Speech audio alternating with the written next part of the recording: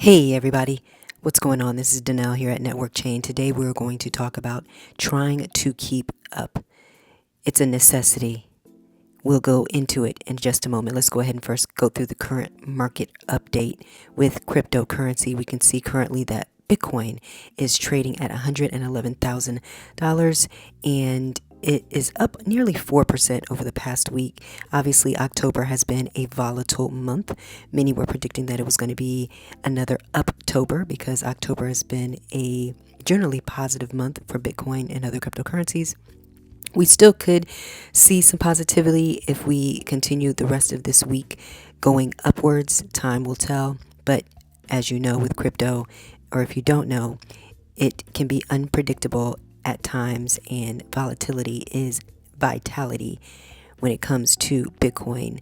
So we see that Ethereum is also trading basically flat, I guess, over the past week. You can see it's trading still under 4,000.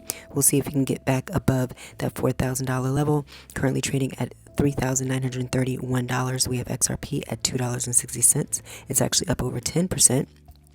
Really the best performing out of the top 10. We have Solana still under 200, up about 3.5%. Then you have Dogecoin at just under 20 cents, and Cardano rounding out the top 10, up about 2.5%, trading at nearly 65 cents. So we found out this week, or last week I should say, that JP Morgan, which is the largest US bank with approximately $4 trillion of assets, they will now allow their institutional clients to use Bitcoin and Ethereum as collateral. So I believe right now you can trade, those institutional clients trade IBIT as well as some of the other Ethereum ETFs that are available, and they now can use that as collateral to take out loans. So one of many things that people with wealth and money generally do is instead of selling their assets, they borrow against those assets to pay for their everyday lifestyle instead of having to. It's also a tax strategy as well to being able to do this, but now they are going to be using or have the opportunity to use Bitcoin and Ethereum to take out loans, and so that just further legitimizes and continues to legitimize Bitcoin in financial circles and traditional finance. And it's definitely basically becoming not only collateralized with this type of service that JP Morgan is going to offer to their clients, but it's also becoming a worldwide financialized market. And so that includes being able to have what we now have on the market: Bitcoin backed bonds, preferred equities, stocks that are holding Bitcoin on the balance sheet.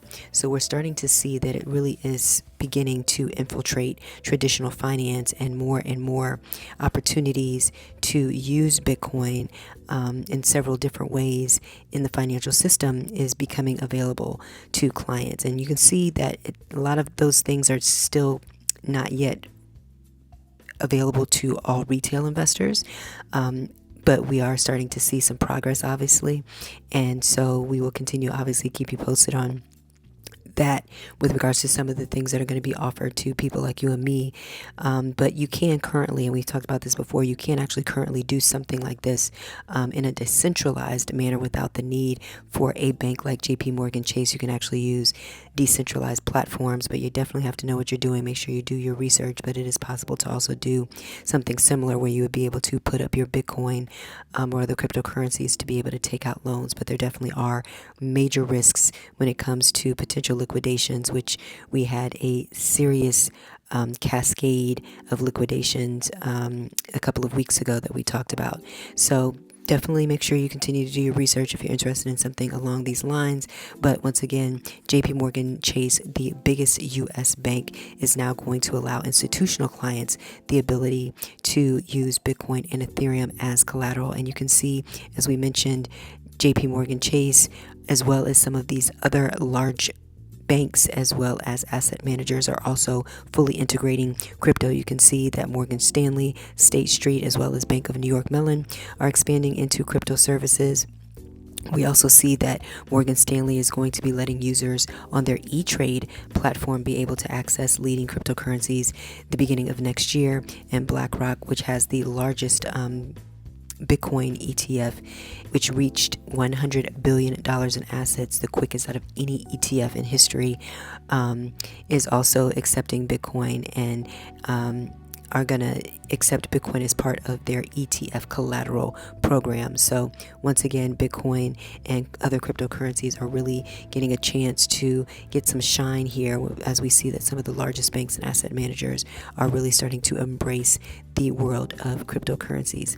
Also, in other news, Zelle, which is a platform owned by a number of banks, they are going to be looking to use stable coins for international transactions. So one of the, and we have a video specifically about stable coins, but stable coins are going to be used and have been used to be able to have faster settlement. So just like when you're transferring funds from bank to bank now, it generally takes several business days for those transactions to actually settle. But when it comes to stable coins and blockchain technology, it can happen almost instantaneously depending on what blockchain that you're actually using. So with stable coins, which are generally pegged to fiat currencies, one of the largest stable coins is USDT, which is also known as Tether.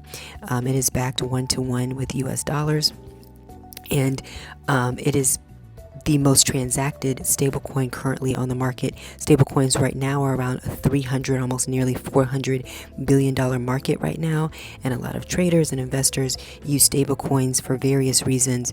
But now we're starting to see that payment processors are also looking to use stablecoins to expand their business services. And you can see here as an announcement from the parent company called Early Warning Services, that the effort marks an important step in expanding the reach of Zelle globally by leveraging these stable coins, and they're looking to enable Zelle to deliver faster and more reliable cross-border movement. So that's another thing now. So here in the United States, it can take a couple of days to be able to transfer funds from bank to bank.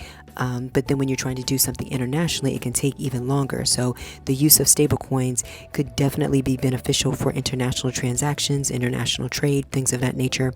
So we definitely could see a boost in stablecoins over the next several years. So we'll continue to keep you posted as stablecoin market continues to grow. So one of the main focuses of this video we wanted to talk about was related to the need, or seemingly the need, to find ways to beat inflation. The inflation number for September, the CPI, which is the Consumer Price Index, which is a general index, and it kind of gives a roundabout number with regards to selected categories that you can see here, and how much those items and services have gone up in price relative to the prior 12 months. And so we can see that it's starting to tick back up again. When we had a low in April of around 2.3%, it's now up to 3% now for September of 2025. And even with it rising a tad over these last several months, we still expect that the Federal Reserve will start to cut interest rates. So we're starting to, it looks like, normalize this 2.5% to 3% level of inflation, meaning that you're going to need to make sure that wherever you're putting your money, your hard-earned money, in whatever it is that you're saving or investing, that it needs to yield over 3% just to try to stay and maintain your purchasing power. Otherwise, you're losing money. So if you put your money into a bank account, for example, just a regular, savings account, a lot of these savings accounts yield less than 1%. Now, if you get into a higher yield savings account, and a lot of times there's a certain amount of money that you have to deposit into these accounts to be able to get these interest rates. So you can see here, you can get anywhere up from 3.65% to 4.2%, depending on the bank. And so we're seeing that right now before they cut interest rates, because when the Federal Reserve does decide to cut interest rates, then these are going to go down. So that's why it tends to be a catalyst for equities as well as cryptocurrencies to do well, because whenever the Federal Reserve starts to cut interest rates, you're going to have less yielding interest rates coming from these savings accounts and money market accounts, for example. And so people are going to be looking to get higher yield. So they have to look elsewhere. And oftentimes they'll go into the equity market, they'll go into the cryptocurrency market, because those markets will yield higher than the inflation amount. They'll yield higher than what people can get having their money in a money market account or a savings account. So obviously we shall see going into the end of the year. The Federal Reserve president and chairman is going to be speaking this week, so we shall see what is going to happen with the markets. So we could potentially have a new catalyst going into the month of November. So we can see here, if we look year to date, the S&P 500, if you left your money in a savings account, you can get about 4%. Obviously that's very safe. S&P 500 is still considered one of the safest investments that you can make, because it's the broader index representing 500 of the top United States companies, and generally between 8 to 10 years it doubles.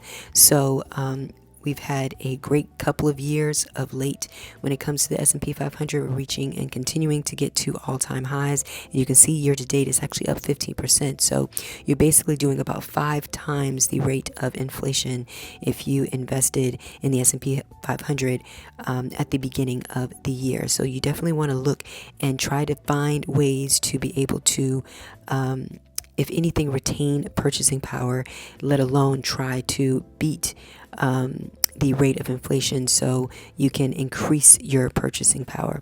Of course, when you take the comparison with Bitcoin, you can see year to date that it's actually up about 19%. So it's beating the S&P 500, and this is even after it's basically been kind of flat over the last 6-7 months. It hasn't really been doing too much. It has hit all-time highs, but then would always retrace back to around that 110, 111 level where we are right now. So we're still waiting to see if we could get back to all-time highs. Obviously, it's having a difficult time, getting above that 125 level and staying above that level going into price discovery. So we'll obviously wait to see if that happens anytime soon. But just definitely some food for thought. It definitely is going to be very important if you can start looking into finding ways to beat inflation, because it doesn't seem to be going down. It's actually starting to go back up. And as we know, when we go to the grocery store, when we go to get gas, when we, pay our electricity bill, when we pay our, car payments, all of that is going up. Shelter, housing, it's all going up. So we have to find ways to be able to keep up with these rising prices. So definitely stay tuned with us on X as well as on IG. We really appreciate you watching. Thank you so much. And we look forward to linking up with you soon on the network chain. In the meantime, take care. Bye-bye.